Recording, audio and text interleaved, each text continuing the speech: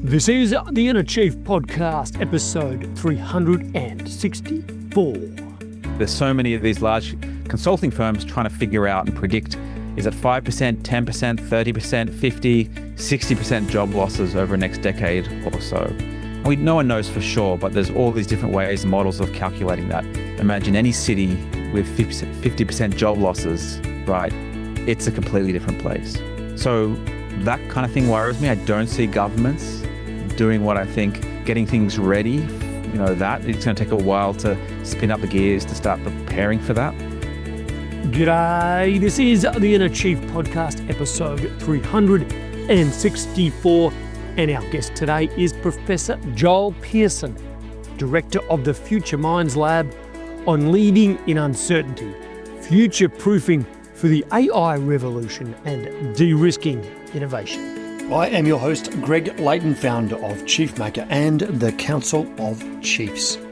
I believe there is a great chief in all of us, and that through listening to the stories, strategies and techniques of great CEOs and gurus, each of you can find and leave your own legacy through your work and life. The Inner Chief Podcast is where you will learn how to think and make moves like a CEO, like a true chief. For over a decade, I've helped CEOs and senior executives around the world boldly lead change, inspire their people, and leave a legacy. On the Inner Chief Podcast, I bring these stories to life with deep diving CEO interviews, interspersed with minisodes covering key leadership challenges, so you will find your own path to greatness as an executive. In this episode, I chat to Professor Joel Pearson. Joel is a psychologist, neuroscientist, author, and director of the Future Minds Lab and an ARC Future Fellow at the University of New South Wales.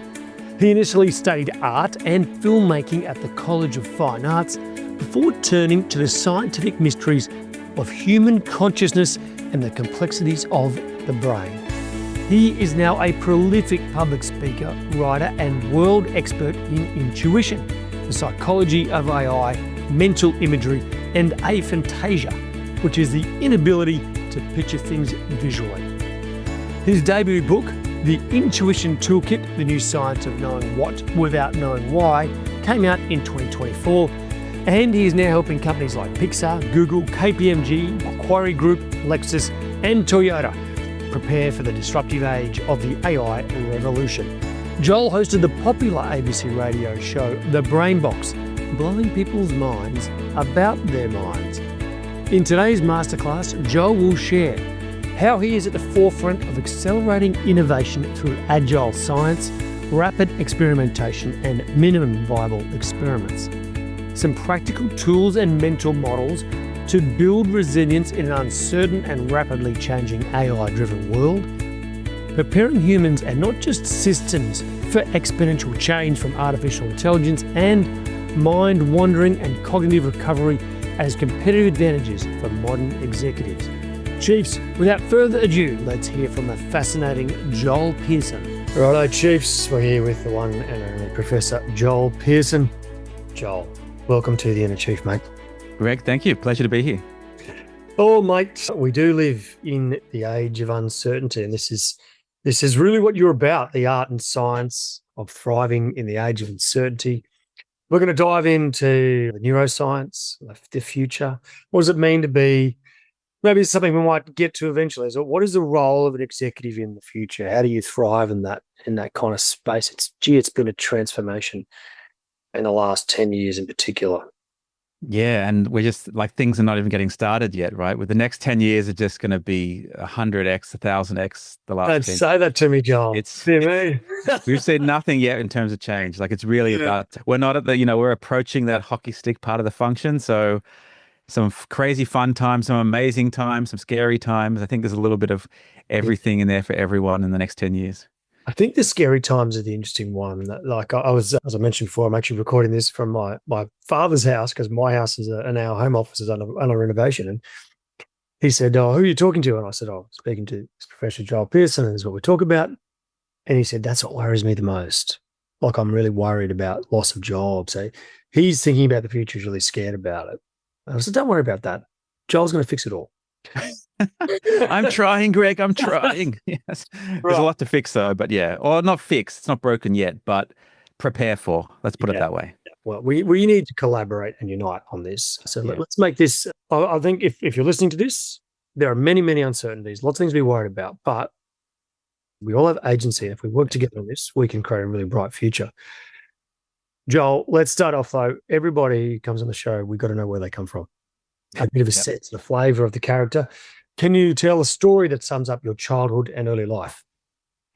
Yeah. So a good place to start is probably high school. We're living in the Blue Mountains, so just west of Sydney. I did high school up there, which was great. I was doing abseiling and rock climbing and a lot of that outdoor lifestyle. But I was fascinated with both art and science simultaneously. So pretty much I was either in the art room drawing, painting, making artworks. I was in one of the small science labs wanting to do science experiment. And that was this sort of this push and pull, or these two passions, even back then. They're still my passions now. And I couldn't decide what to do. And so, I mean, I started in science after high school, university, got a bit bored with that, then completely switched and went to art school. And I was doing digital film. I was going to be a filmmaker and producer. And I was headed down that sort of career trajectory, if you like. And I just started reading about consciousness, the nature of reality. And this time, it wasn't like it is now in neuroscience and psychology, where people openly talk about consciousness and the nature of reality and what's the deal with this and that. Back then, it was like philosophy or new age science. It wasn't like a thing in mainstream science. So it was sort of out in the periphery. So I started reading all these theories, what is real, what's not real, all this kind of good stuff. And I realized that the best way to think about this and approach it is with the brain and psychology and neuroscience. So I made the big decision to put that sort of art career, if you like, the filmmaking career on hold, and went back because I'd already started my psychology degree, went back, finished that degree, then did a PhD in neuroscience in Sydney, then moved to the US to work at Vanderbilt University in Nashville, Tennessee for a little bit. And it wasn't sort of until somewhere around that stage, like a number of years later, that I realized what it was about art and science that really just pulled me in. It was discovery. And it often people think they're such odd couples, the science and art. But for me, it felt very similar. Whether I was discovering how the brain works or discovering how, filming a certain scene in a particular way, then layering in music, how that combination would create an emotion in someone. And that felt like a discovery as well. So both those experiences were about discovery for me. And the best way I can describe this, it felt like being, on a sailing ship a couple hundred years ago and bumping into a new continent and discovering something completely new.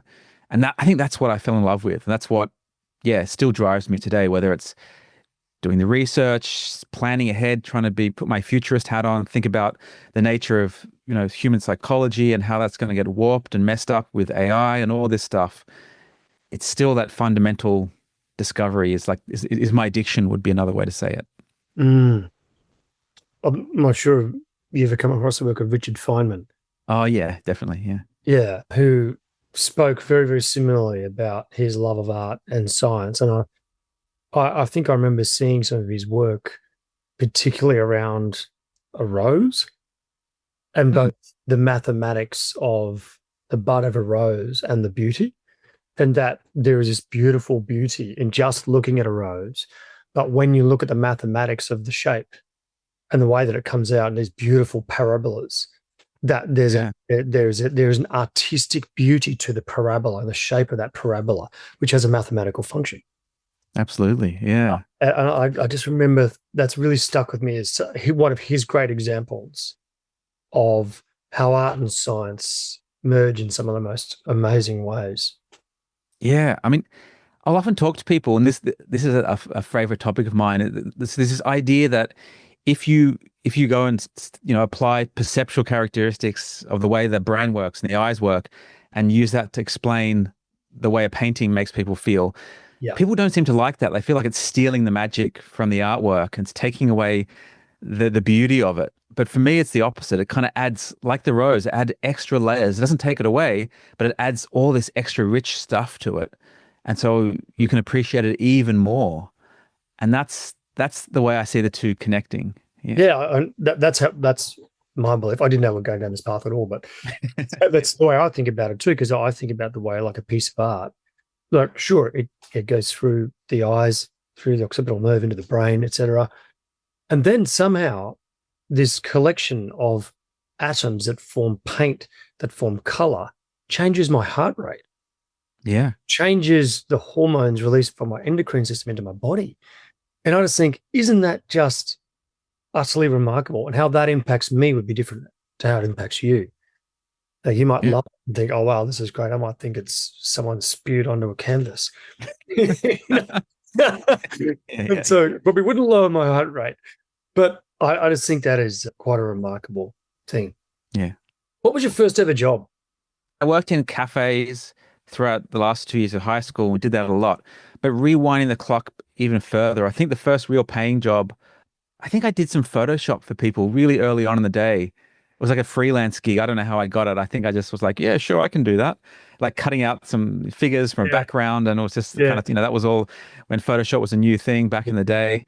I think technically that's probably my first really sort of paying job. But then after year 11 and 12, in the Blue Mountains, I got a job in a cafe and then actually helped set a cafe up in Lura and Blue Mountains and did a lot of work there. So that was sort of my way of saving money and supporting my lifestyle, I guess. Yeah, fantastic. These days, and one of the things you talk about with this sense of discovery is this concept of agile science. Yeah. What do you mean by that? So it's something that naturally developed in the way I was doing science and the way I learned science when I was doing my PhD. So we were doing something called behavioral psychophysics, which is a bunch of fancy words to say looking at the way we would perceive, the way we pay attention to different things. And when you're doing that kind of research, you can design an experiment, you can program it on a computer, and you can run it on yourself in the lab on a Sunday afternoon and get some data back at the end of one person. Wow. And if it doesn't work, I'd reprogram it and do it again. And that's about as agile as it gets when it comes to science, being able to almost in real time play with the parameters of an experiment, test it on myself until it seemed to be doing what I think I wanted it to do. And then I would scale it up and test it on other people. And at the time, I wasn't aware of lean startup and the whole startup models that were going around the startup world. And it wasn't until later I connected those two things together, because I saw other people who didn't work like that, who would spend 6 months reading in terms of science, understanding everything they could, design the experiment, then run it, upscale it, run 50, 100 people, and then go, oh, it didn't work. And not that it didn't, the results weren't what they wanted, but the thing wasn't actually measuring what they thought it was measuring.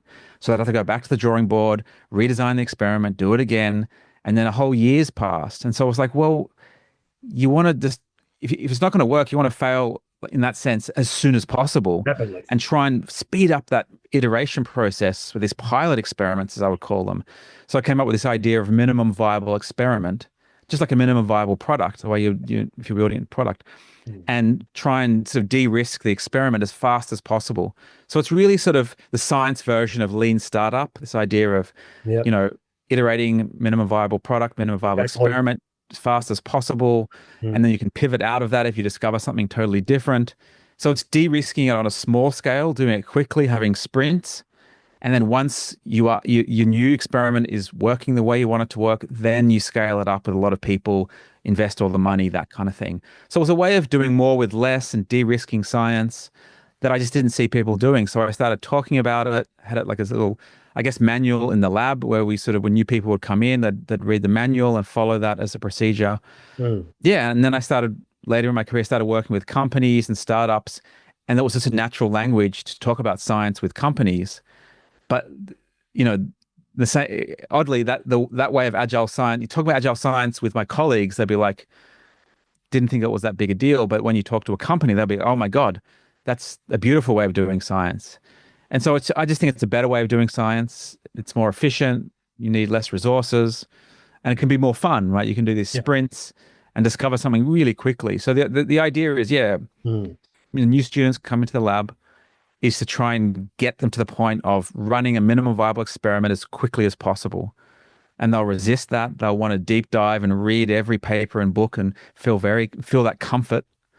But in science, you never get to that comfort level, really. You're always sort of dealing on, if you're working on the edge of what's known, there's a lot of uncertainty and a lot of unknowns. And so the probability of your first experiment working the way you want it to is very low. So it's just similar to the lean startup idea. It's a bit of a side topic here, but I was working with a guy the other day as an elite athlete, and he was making a late charge potentially for Winter Olympics next year in a particular event, right? But he's very late to the party, and he went to a World Cup event first. He's never competed in this event in his life. He went to a World Cup event.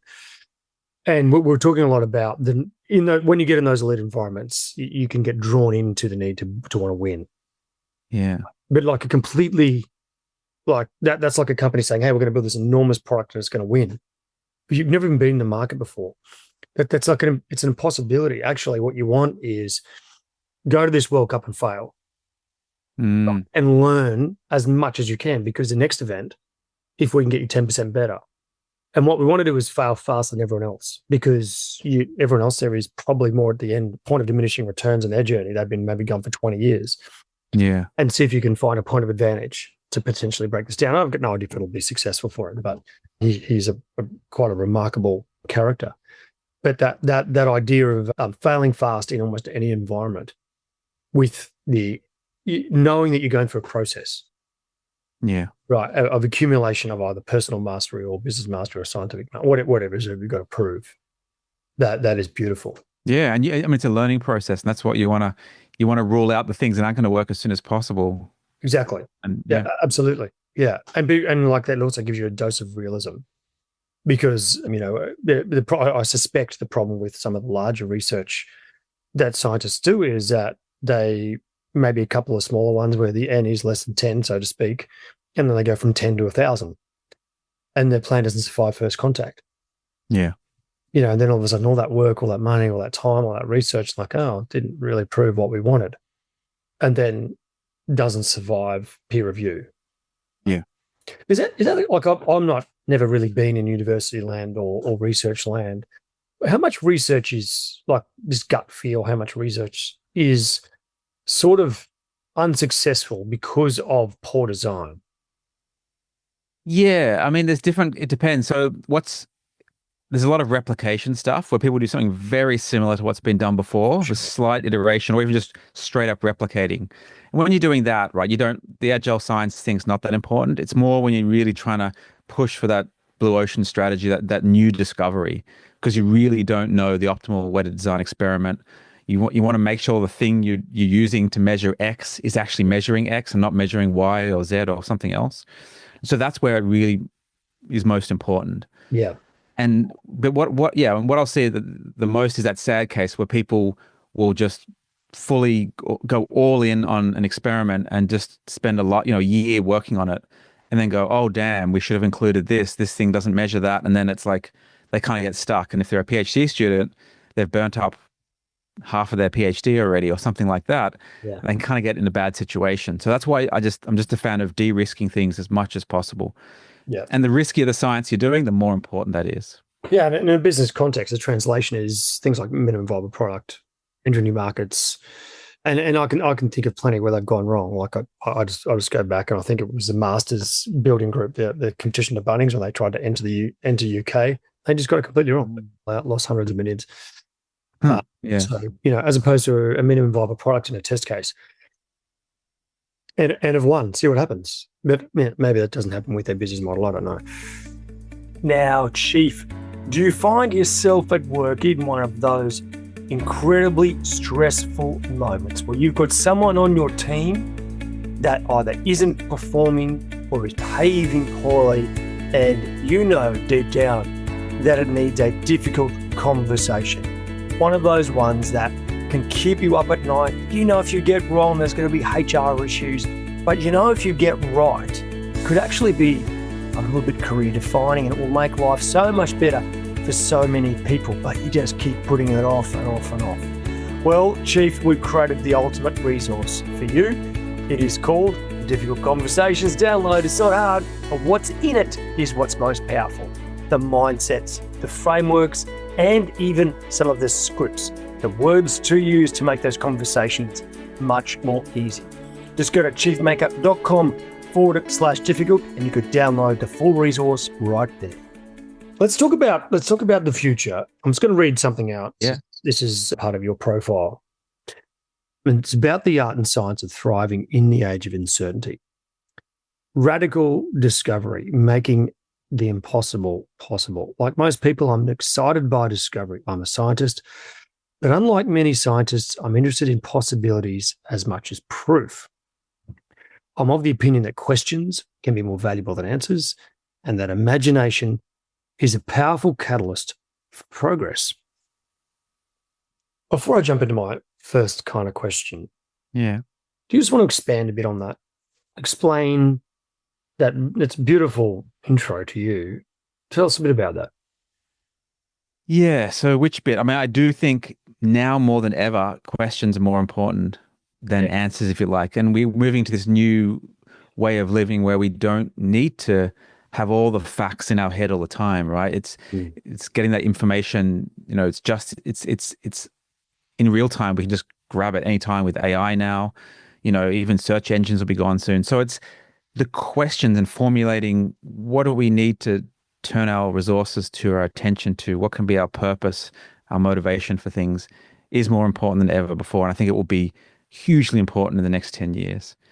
And then there's the uncertainty piece. The world is becoming more and more uncertain, and we can deep dive into that and why. You will.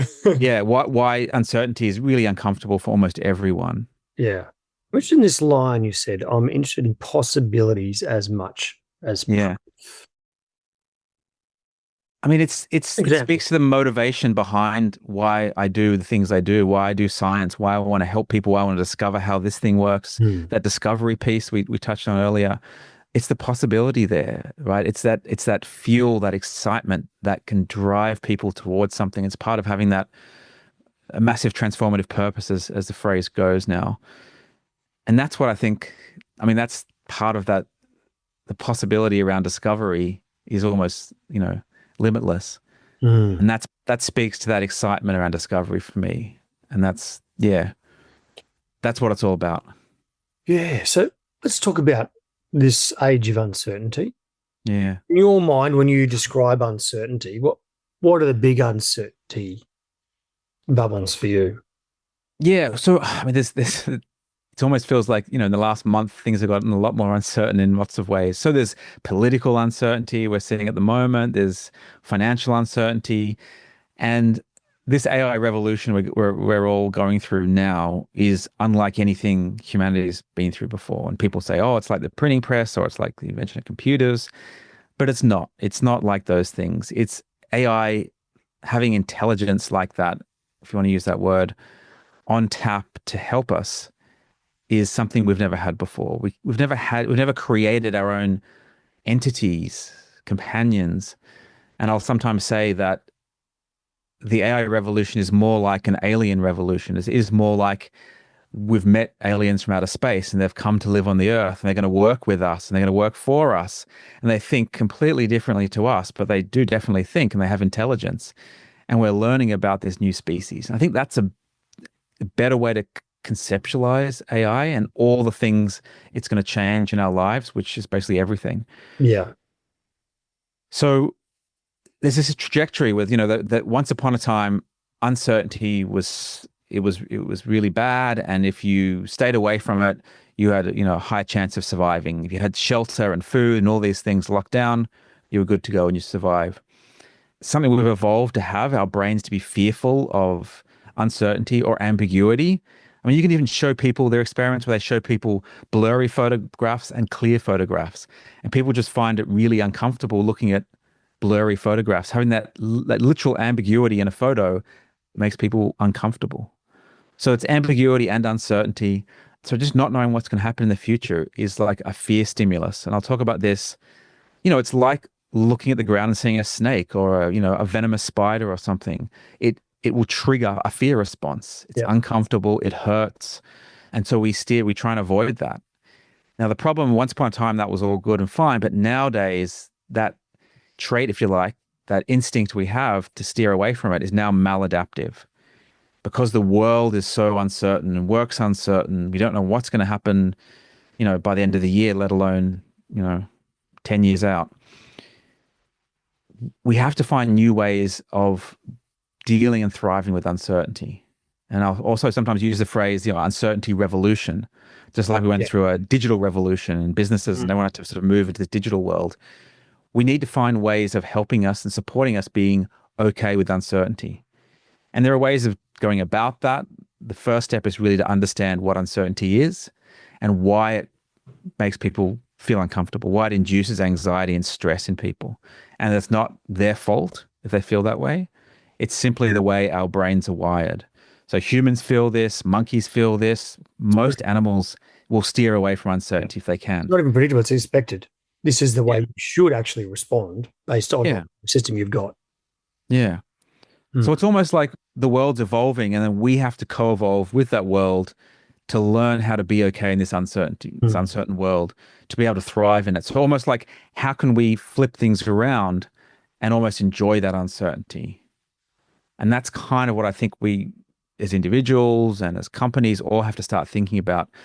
Because, whether you're aware of it or not, people in your company will be suffering stress and anxiety from uncertainty. They'll be worried the future of their company, the future of their job. What are their families going to do? Are their kids going to even have jobs when they finish school? All this stuff's just creating this wave of uncertainty. Then you layer in the political things, possible wars in different parts of the world and manufacturing. All these other things coming in that layer in more uncertainty. So it's a big challenge, but I think we have psychological tools that we can use and rely on. We just got to start using them and tell people about them and make them part of business as usual. I definitely want to talk a little bit about that, and I want to talk about the framework you use to help people and particularly businesses think about thriving in uncertainty. But there's two things I want to go back to. One is back to this alien invasion and the depth and breadth of what's coming, maybe a bit of an update given you're sort of at the cutting edge. But maybe before that, I just want to talk about cognitive overload. And so we have a concept of uncertainty, and what's going on right now is also just the level of overload that people are not only is it uncertain, but their brains are overwhelmed. Just number of current activities in their life at work plus home, the load of both, then 50 different projects because we have so many things that are worrying us that companies can't seem to get themselves focused. And so we already have our brains in a pretty fragile, ineffective kind of state of overwhelm or overload, cognitive overload. The RAM, of the brain is sort of slowing down. It's beyond capacity for most people. Yeah. And they never give themselves a break. So every single spare minute comes a phone and it's mainstream media or it's social media or it's internet or it's email or it's WhatsApp or it's Slack or whatever it is that's coming your way. Do you think the two are sort of playing off each other even more and exacerbating the problem? Yeah, definitely. I mean, there's social media itself is highly addictive, and there's all that side. But there's this drive you have with uncertainty and ambiguity. It's to get rid of that by getting more information. Yeah. If I just get this extra piece of information, if I just watch this thing and just absorb all this information, read this book, then I'll know what's happening. I'll know what's going on. The uncertainty will be gone. And I'll feel better as well. Right. Yeah. And so it's this constant, and that's just driving this need for more information because there's this illusion or this feeling that it will get rid of that yuckiness around the uncertainty because things will become certain. But there's just too many things happening. There's too much information, and we have too much, we have so much at our fingertips now with everything being digital. We've never had that, that experience before. So we can easily become overwhelmed. Right. And we know that mind wandering is just like sleep is really good for you. Sleep's really good for your brain and your mind. Mind wandering seems to be good to just let yourself, stare out the window for a while or standing in line to buy a coffee and just let yourself go. And those processes, not only can you come up with ideas and be creative during these mind wandering episodes, but it just seems to have some benefits to us. And it is a worry that we're taking that away by getting this, fear of missing out, this FOMO, and quickly pulling out a phone and checking or plugging in, listen to a podcast, an audiobook when you're driving. And I'm as guilty as anyone. I do that. And I'll try and find every spare minute of the day to absorb more information about what's happening. But I'm trying more and more to have times where I don't do that, where I'm just, I'll pick a day where I just listen to music in the car and I won't try and absorb more. I'll just be and just listen to music, just relax and stop just desperately trying to take in more information. So I think it is a response to uncertainty to try and get rid of the uncertainty in the world. And I'll sometimes talk about uncertainty like quicksand, that it's, the more you struggle, the more you're going to sink and get stuck. And so it's really an illusion. You can't bend the world around you. You can't, in other words, make the world certain all around you and get rid of the uncertainty in your world. It's just not possible. Yeah. So if you can't do that, what are you left with? You're left with working, with your response to uncertainty and how are you going to deal with it and be okay with it? Because otherwise you're just going to burn out your brain trying to absorb too much information. I think this is at the core of the future of being executive. I've been saying for quite a long time now, pre-AI for sure, that I think there is a competitive advantage as an executive to doing literally disconnecting, just walking across town, never put your phone out of your pocket. That recovery and the disconnect, I think, will become amazingly a source of competitive advantage, right? Because the only resource we have of leaders is this stuff between your ears.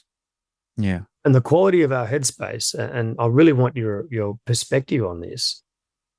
I sort of feel like as AI is getting better, we have agents and we have incredible chatbots coming forward. And look, it's just unbelievable how good this is now. The only value that we can truly add going forward is to, first and foremost, get our brains in peak condition. Yeah. So that it can do creativity, innovation, relationship management, collaboration, design thinking, art, these things that certainly at the minute, AI isn't really nailing. Maybe you can tell me I'm wrong, but, but we've got to understand that if we want to keep adding value beyond AI, that has to be in a different space. Yeah. And so it's really interesting. So I think sleep's a great example of that, where not too long ago, people were bragging, I did another all-nighter, right? No sleep. I went hard. It was cool not to sleep. And then the culture started changing. There was a couple of science podcasters and a few other influential people started lobbying and putting out campaigns.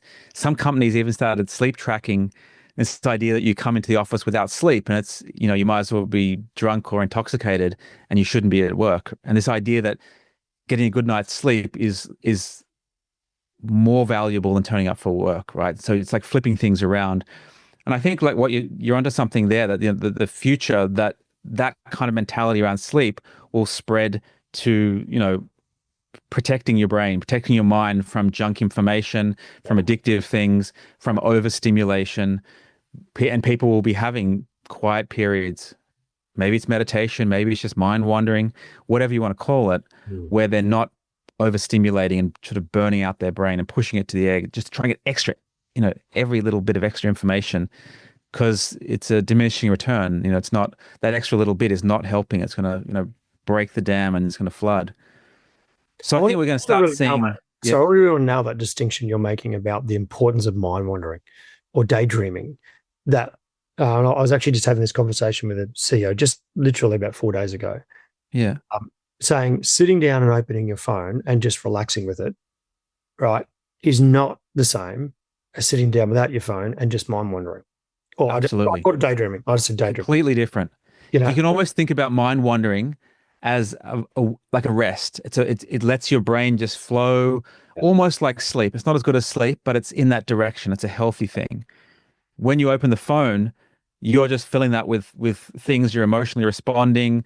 You might fight, you might get upset, you might get angry, or you might, it's just putting more stuff in there. Probably will. And you're not letting that default mode network, as it's called in our brain, just sort of sit there. And, our brains do process things in the background. Ideas do pop up out of nowhere. But you need to have that quiet time for that to happen. I make an effort. I try and use a sauna 3 times a week, and I make it a rule never to take anything, any phones, books, anything. So I always, either I'm there by myself or I'm talking to someone, but I never have any stimulation from any digital thing or words in there. And it's kind of this not forceful, but a way that I ensure that I just sit there with my own thoughts.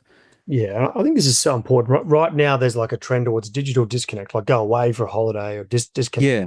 That's all good and well, but if it's only once a year, like it's 51 weeks a year when you are connected. Yeah. I think I've been talking a lot about the operating rhythm as well of boards and management teams where they go away once a year for 2 days to do strategy. And I actually think when I started doing that like 15 years ago, that was actually probably all right. Like it wasn't ideal, but then they'd come back once a quarter, maybe have a quick look at it. And I actually think like now they need to get together every quarter for 2 days, right? And just sit together and talk together and disconnect and let them work together at a strategy, at an innovation, at a creativity level on the business, just to spend the time. Yeah. Because partly because of the level of uncertainty that's gone up, but secondly because of the cognitive overload. And they're just not getting the quality time. So many exec teams now, whenever they see each other, it's just the agenda is packed. Yeah, it's just too much. Right. Yeah. I think it was, I might have been you telling me or someone telling me about JD Rockefeller when he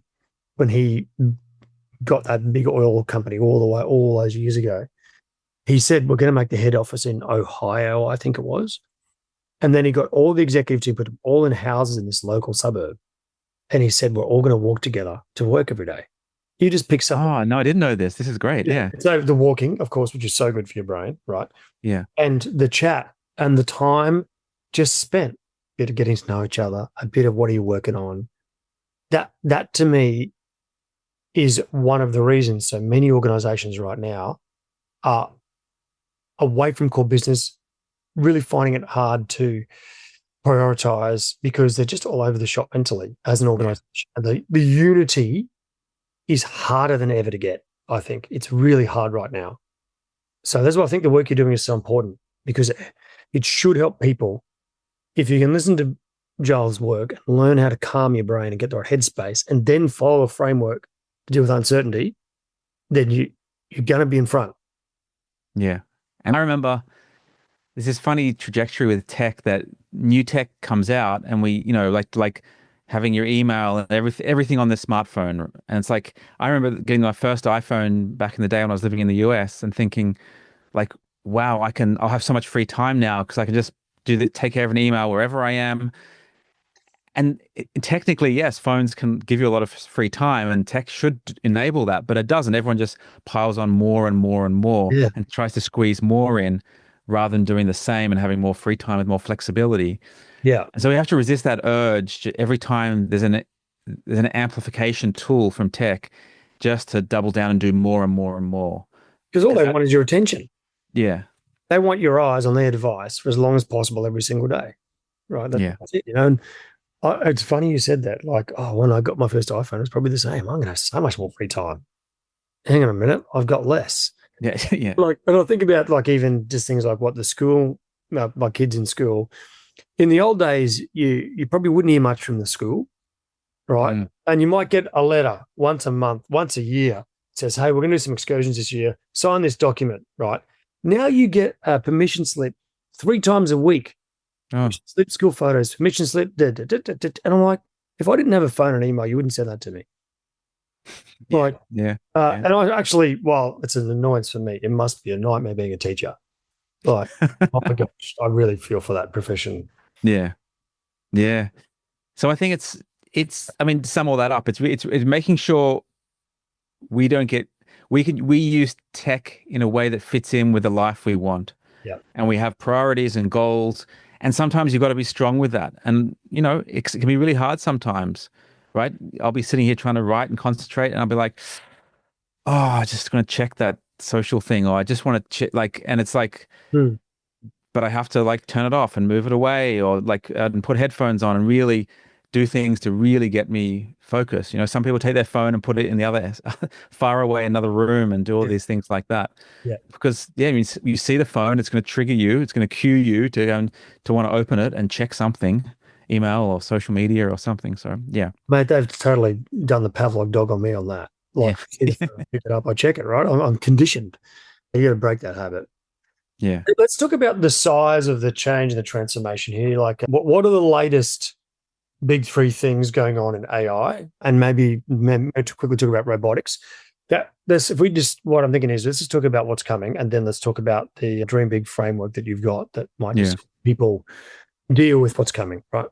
Yeah. So most people, I'm assuming everyone who's listening to this has heard of, ChatGPT and the large language models that we can now use, Claude or ChatGPT or Google.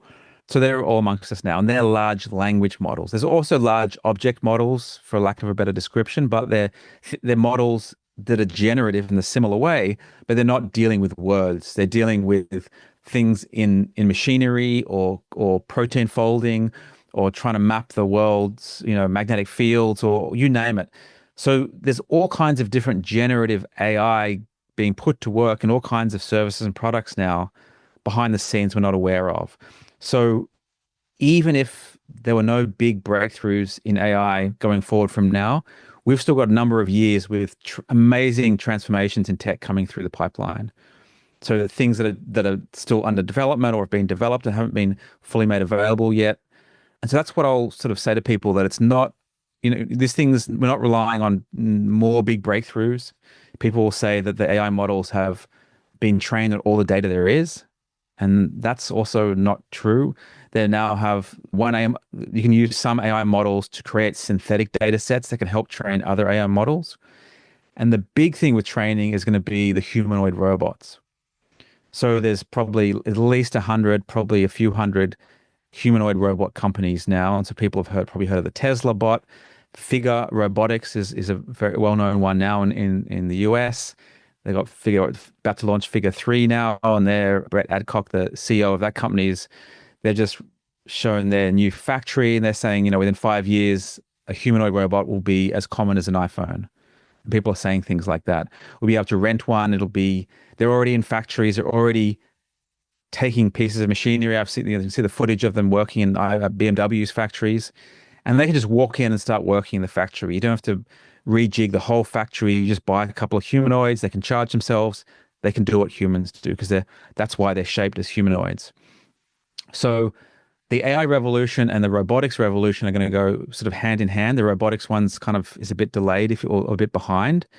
But once the humanoid robots are out there in the world, they're all going to be learning. And you can think of all those touch sensors and sight and sound sensors as an infinite learning capabilities for AI.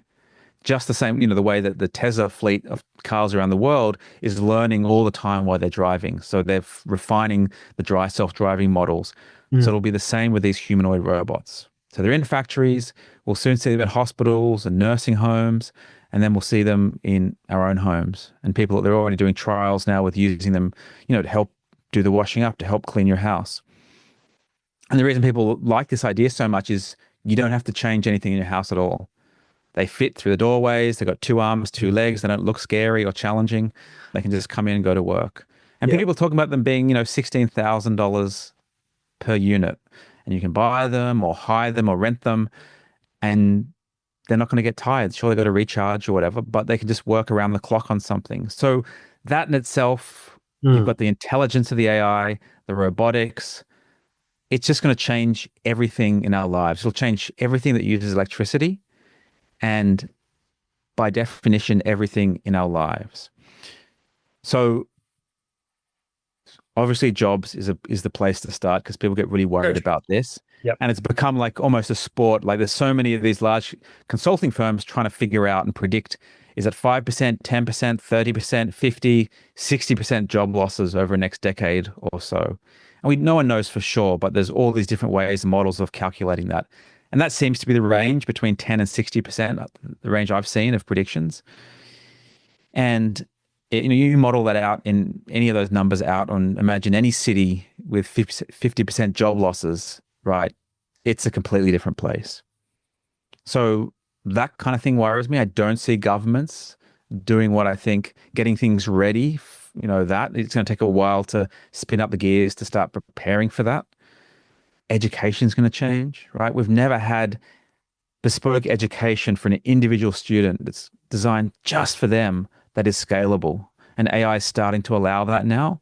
It's starting to come into some schooling environments. But then there's the bigger question of What do we even need to teach our kids? Do they need to go to university?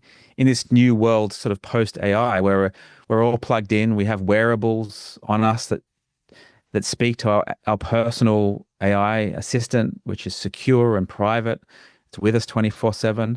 It has access to all the information in the world. It has more compute, more intelligence than any single person in the world. So what is the role of my education if you think of me and an AI as this sort of augmented entity going forward in time? And it's not clear. We don't have the answers for that. How should we even think about education? We don't know the answer to that yet. So we've got to figure that out. And then there's all the other changes, right? That I think companies will become AIs. We'll have an AI as the company entity itself running a company. It'll be augmented with humans. Of course, governments will be co-run with AIs. The economy will totally change. I think most of the economy will become not a black market, but sort of a sub-threshold interaction of AIs that will be happening so fast we can't track it, which is a little bit scary.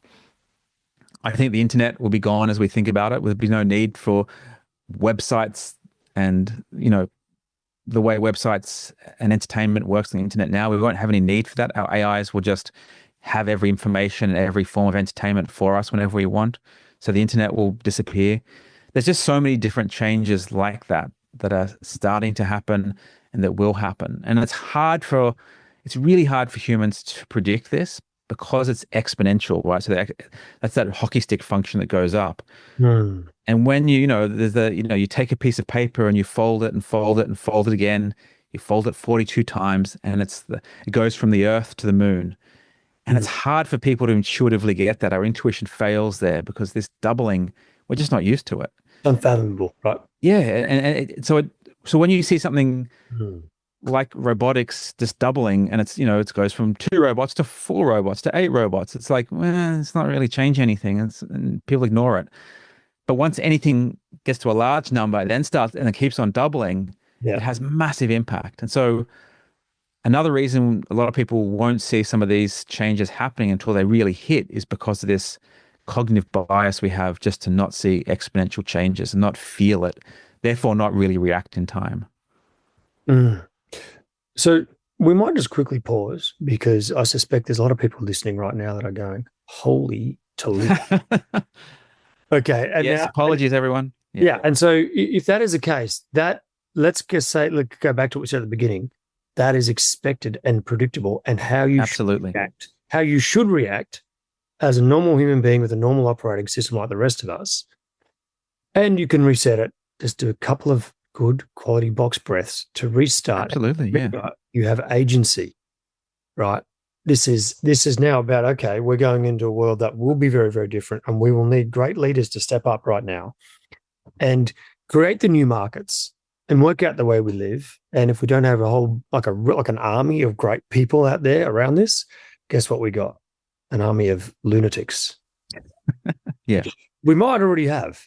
So I think in some ways it's a bit of a call to arms to get yourself educated on this and make AI at least a part of the way you operate so you understand it and you get it. Use it every day. Yeah. I now use it every day, right? In all my work, there's value in it, right? Yeah. And I just don't see many roles where it couldn't be valuable. I just can't see one right now. So let's think about now. Okay, we're going into a world where there is, and when you just touched on the points that are going through your head, right? There is a thing here that I remember I heard you say once. We're actually not very good at predicting where this is going to go. Like I think we said, roles that will be like accountants and lawyers, and the first roles that went were coders. Yeah. So, I mean, that's the interesting thing that futurists, the CEOs of the AI companies get this wrong. Yeah. They even get it wrong. Like when they first made ChatGPT, they didn't realize that it would be able to speak a whole bunch of languages. That surprised them. And there were lots of other things that came as a surprise. And so when you see, and their predictions about the progress and the speed of agentic AI and the things we're seeing now, they got that wrong as well. They were saying, 5 years out, and then 6 months later, it's here. So the people making these things are getting the predictions wrong. So, I mean, that's why it's what hope is there for the rest of us, right? And so I think it is really good to still make predictions because it forces us to think things through Yeah. and talk about predictions, whether they're right or wrong. I don't think it's that important, but the important thing is to stimulate the thinking about it and for us to think this through. Yeah. And you must own your headspace, Chiefs. This is so. Yeah. You must own your headspace because this will blow it up if you don't. Yeah. And the other mistake we make is we tend to, like, what's an example? Talking about having a humanoid robot in my house now. Yeah. If I just imagine this, I imagine like today, right now, having a robot here. Just one walking in the background. Yeah, but that's not how it's going to happen. By the time I'm ready to buy one, a lot of other stuff in my life is going to change. The tech around me is going to change. I'll know a lot more about a lot more things. And AI will be totally different. And so the world in which I get a humanoid robot in my house is a different world to now. And we make the mistake of just, copying and pasting that robot to here and now. And it's a big shock to the system, but that's not how it will actually happen. Yeah. Okay, let's talk about how we should be thinking about the future. You have a framework called a Dream Big framework. Yeah. Maybe talk us through that, and then maybe we can put a link to it in the show notes so people can understand it in a bit more detail. So what is it used for and how does it work? Well, I think, so first up, the key to not only surviving but thriving for the next decade or two of AI revolution is to focus on humans and the human response, how we deal with this change. And we know a lot about change from change management, from, you name it. There's thousands of consultancies which offer that as a service. And I think that is the best way to think about the AI revolution as a big or a multi-scaled change management challenge. Whether it's the change management of bringing AI into your team or how much you're going to bring into the whole company, whether it's me here at home with my family, how should I bring AI in? When should my kids learn or touch AI, get exposed to it? So there's or even a whole country, and that's the kind of scale I'm thinking about. Like Australia needs an AI change management plan. How are we going to educate the people about AI, what it is, what it's not, and then go through the stages. So I have this AI Dream Big model that's very simple, and it's simple for a reason. So it can scale from the home to the company to the government, basically. Yep. And it pulls out different elements of many of the standard change management models, because there's quite a few. And so we start sort of a circle and you can go around, and we start at the top with sort of A for actionable inspiration. And that's really the why. Why do you want to bring AI into your life, to your team, to your company? Is it just to keep up with the trends? Is it to achieve a goal? Do you have a startup and you want to do this thing or that? What is the reason behind it? Because there's going to be resistance to that change, to that adoption. And so you need some fuel, right? Is it to make sure your organization survives the next 10 years? That might be part of it, right? There's all kinds of reasons for wanting to adapt it. So it's first getting that clear in your mind. Then it's really around discovery and education, the next step. This is for dream. Sorry? That's discover or to see for So the actionable inspirations, the AI, and then we go through the word dream. Yep. So discover, it's really, that's common to all sort of change management models, that we need to educate ourselves around what AI is, what it's not, how it works. And so we need to expose ourselves and learn about it. So it's not so frightening, it's not so scary. And we have a sort of an understanding of what it is. And then once we have enough understanding, we can start building a roadmap. Yep. An action plan.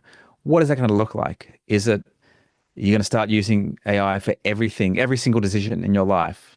That's probably too much. Maybe are you just going to use it to write copy? Are you going to use it for the visuals, for this one design thing? So to figure out how are you going to implement it? How are you going to assess this, if it's working or not? And how long are you going to do that before? Is it a week? Is it 6 months? And then, so set that roadmap in, execute that roadmap. Yep.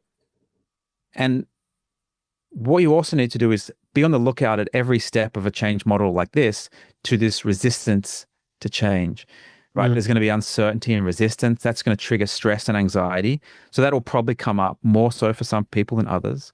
So we need to, that's what the Dream Big model is a visual for this. And the BIG is in the center. And that's really for balance and mental health and growth mindset and all this stuff that is sort of crucially plugged into all the steps. Yep. Right. So we're executing that roadmap, which seeing how living and working using AI is. Then we need to analyze that. Did it work? Was it amazingly successful? Was it a bit of a failure? You hated it? You found it icky? Whatever the reason is, why did it not work? What could you pivot and retry that and change something? Yep. And then the final step is to mobilize, which is another way of saying socialize that experience. So you can do this all the way throughout the whole model, is to talk to your friends, your colleagues, your families about it. Because it's good for you to process it in ways that you can verbalize, but it's also good to normalize it for other people. So they can see that using AI in this way and that way is normal. Yep. Nothing scary about it. So to socialize that. So this is a super simple model. It has this sort of mental health, resistance to change, inner well-being and balance right there in the center. But you can think of plugging that into each of these steps. Yeah. And it's just a simple way of, bringing AI into your life. You can say it like that, dipping your toe in the AI pond. But I think it is key to managing these. There's some big changes ahead of us. And if we just leave them on autopilot and just go, yeah, I'll be right, I don't think we're going to be right. We're going to see stress and anxiety. I've talked to companies where they have brought in an AI product and it causes a chain reaction of anxiety and stress because people become paranoid and terrified that their job's going to be gone in a year or two once they see what the AI can do. Yeah. And they don't have the change support around that to absorb it and normalize it into their normal workday.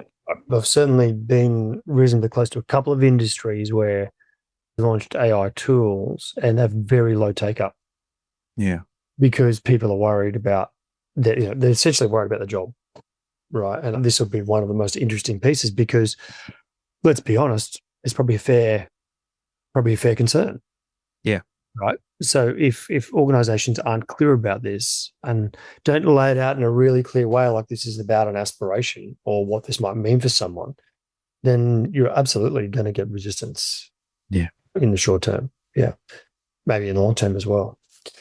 Yeah. Yeah. So I mean, I'm about to go big with this. We're putting together a think tank in the center, and I've got a book I'm writing on this, and hopefully a Netflix documentary. But the key is really to focus all the resources on the human side, get people ready, find ways of helping support people. I think the government needs to step in and think, have a special team that is, again, not devoted to tech and computer science and all that stuff, but the human side of all this.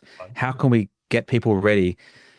Another part of this, before the jobs are gone, I think we're going to see rapid skill acquisition is going to become a huge deal in the workforce, right? We're going to have to find ways of rapidly unlearning the traditional ways and learning new ways. And then 12 months later, AI is going to change all that. So you're going to have to start again and relearn something new. And the people that can do that, that'll become like a superpower skill, better than knowledge and expertise. So we're going to have to this rapid reskilling is going to become a new sort of superpower, I think, in the workforce. Chiefs, more from Joel in a minute. Now, recently I spoke with Brad Krauskopf, founder and CEO of Hub Australia. We spoke about designing inspiring, flexible workspaces for the future and building workplace engagement and experience. Here's what Brad had to say about businesses now needing to earn their employees' commute. There's a lot of different ways of working, and we've got to find out what is right for my company and for the people there. And if you think about it, the people coming to work, they might have to spend $10 on a tram, $50 for the car spot if you drove, $20 for lunch, $10 for coffee. By the time that person's come to work, it's cost them $50.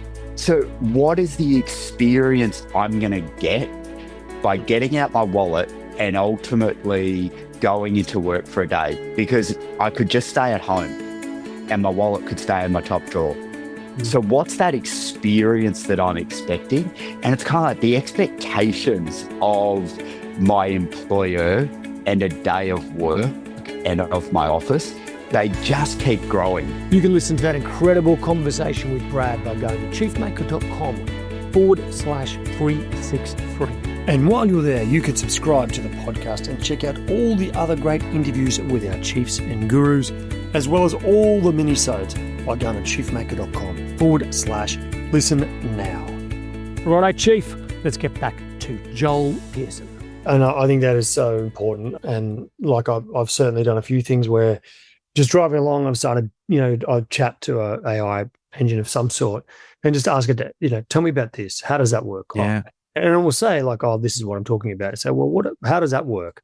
And it will educate you as you're going. And so it just gives you this opportunity to just dive down a hole. And maybe there's some concerns about accuracy, but that's starting to disappear a bit.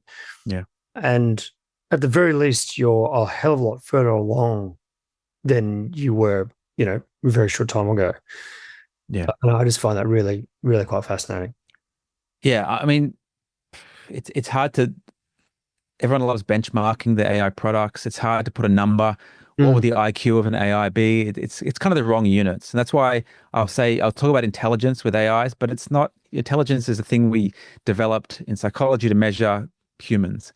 It doesn't really work with measuring AIs. So it's the units of IQ is a really bad way to try and measure an AI. So it's not, but the agents now you can send off, the deep research agents, they'll go off and do a 5-10 minute, come back with a report and this and that, like it's what, an entry level person would take a whole day or 2 days to do. You can go and get it done in 5-10 minutes. Yeah. And if you can grasp the power of that and use it in the way that is most beneficial for you or your team, that's a massive boost, right? And you just got to get over that resistance and figure out the first time you use it, it may not seem that impressive, or something will be weird and feel wonky. Just try again, experiment, and you'll figure out a way for it to work really well for you. Yeah, and I would say the number of times I've requested a particular piece of output, it's come back and I've gone, oh yeah, you missed a point. Okay, and I'll say, can you do it, but think about the following or focus on this. I'm like, okay, now you're a lot closer, and then I'll go, okay, optimize for this or add in this or think about this angle. And before I know it, I probably only expended still only 5 minutes work. Yeah. And I'm like, that is pretty sharp. Yeah. I mean, there is an art to working with AI at the moment. And that art, we can get good at it now, but it'll be different by next year. Yes. There's studies where they gave doctors AI and then doctors with AI these complex cases to solve, diseases, medical things. Okay.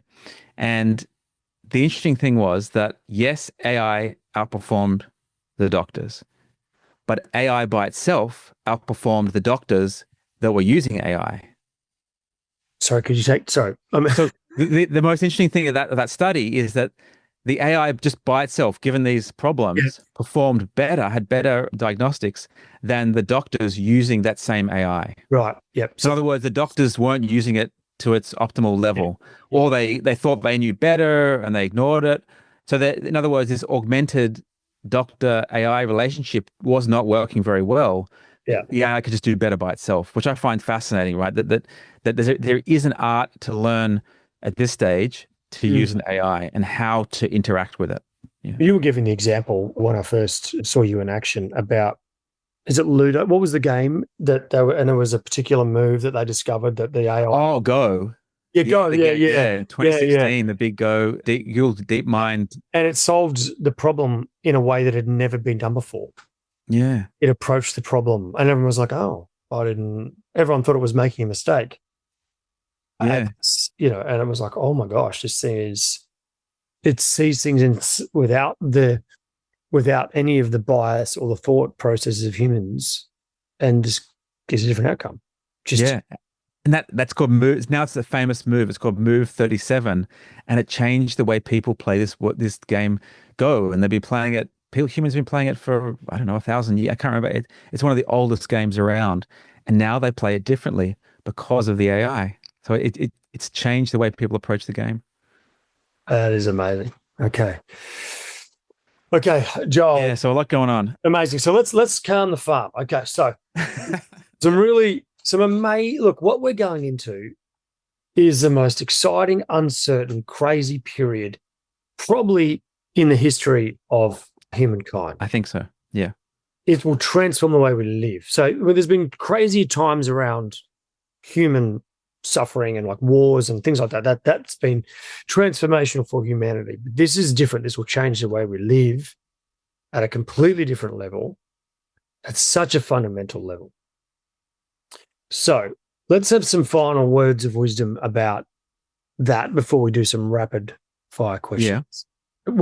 How should people, what should be their mindset around this going forward? Yeah. So for, I mean, a lot of what I talk about, I'm trying to point out, I'm trying to avoid disasters or avoid negative things. So I tend to talk a lot about possible negatives.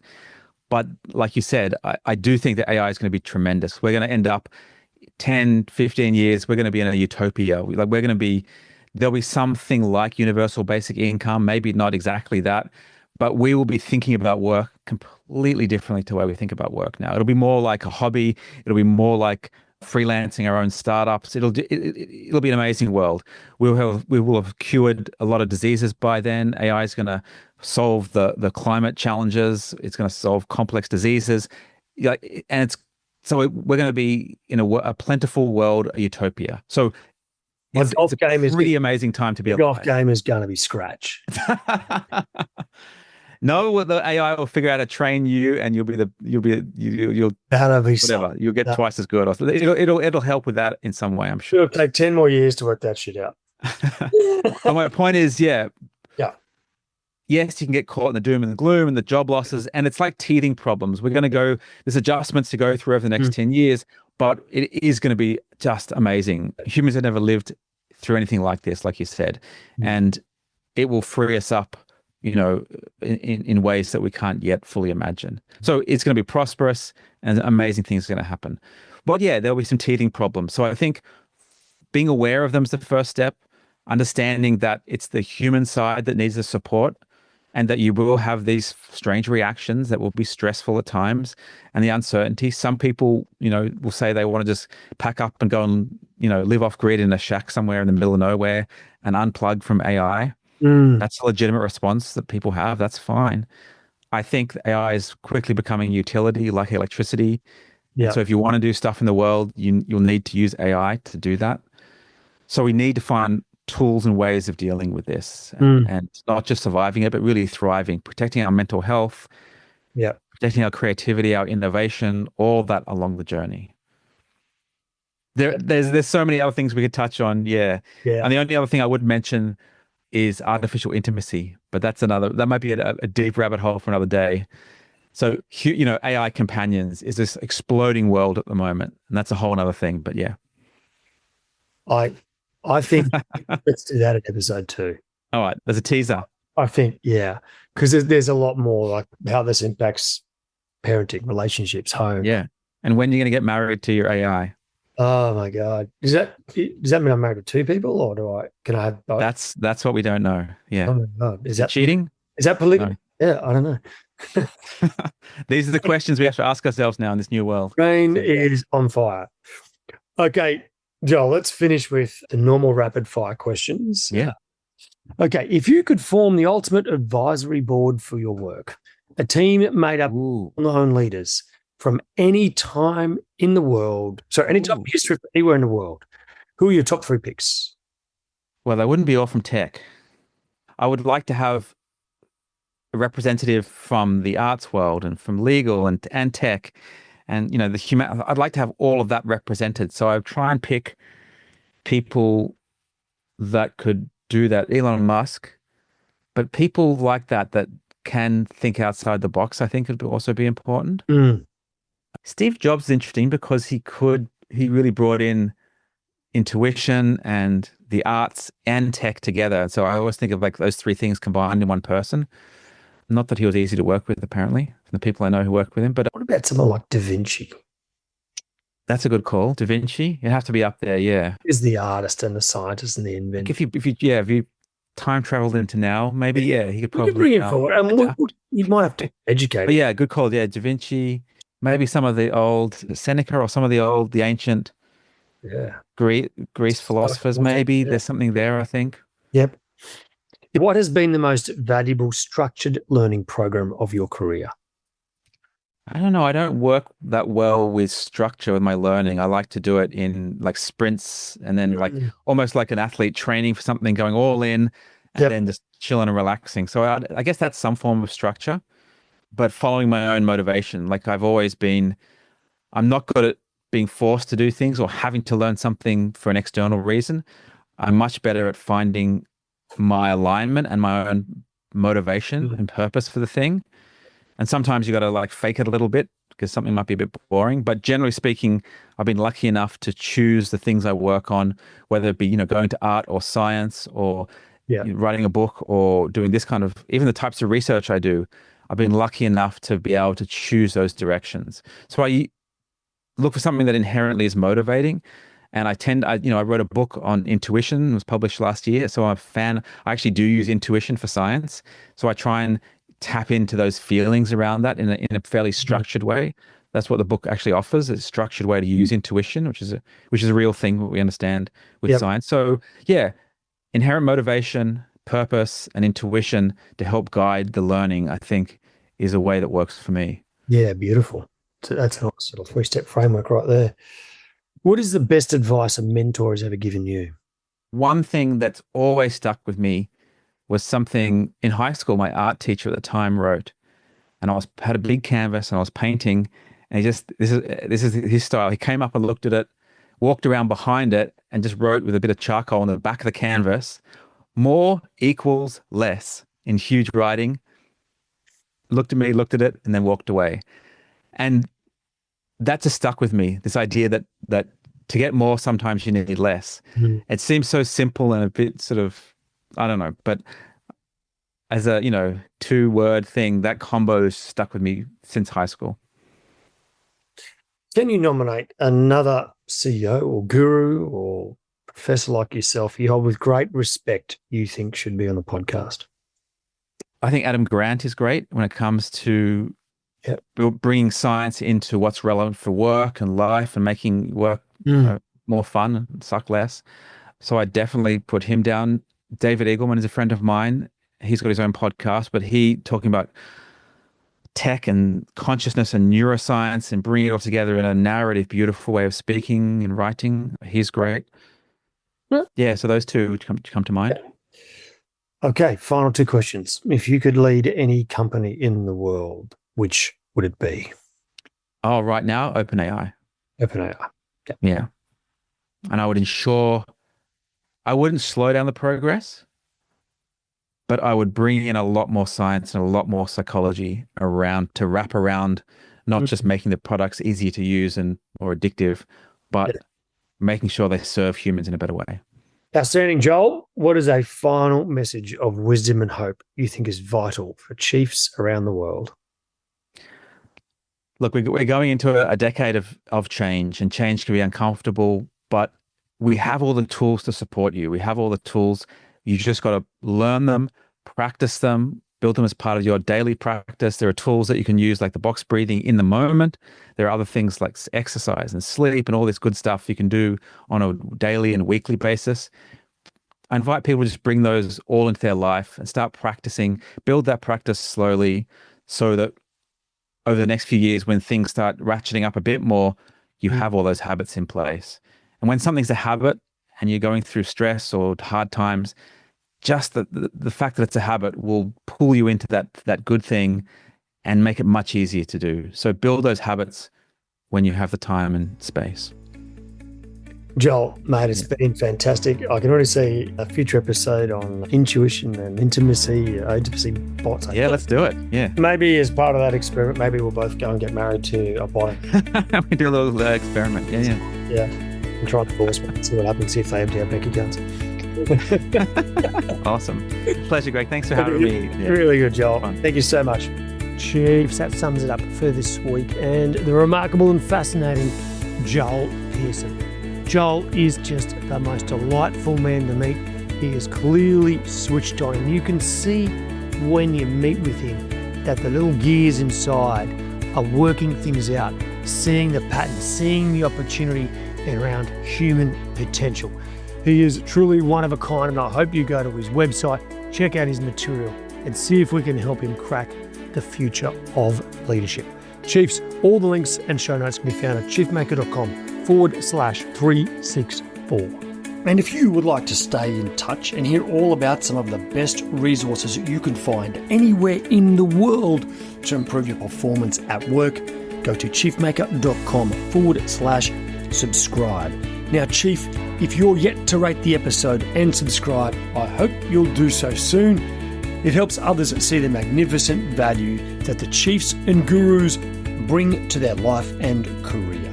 So make sure you hit subscribe on your podcast app now, give it a 5-star rating if you think it's worthy, and leave a short review about your favourite episode.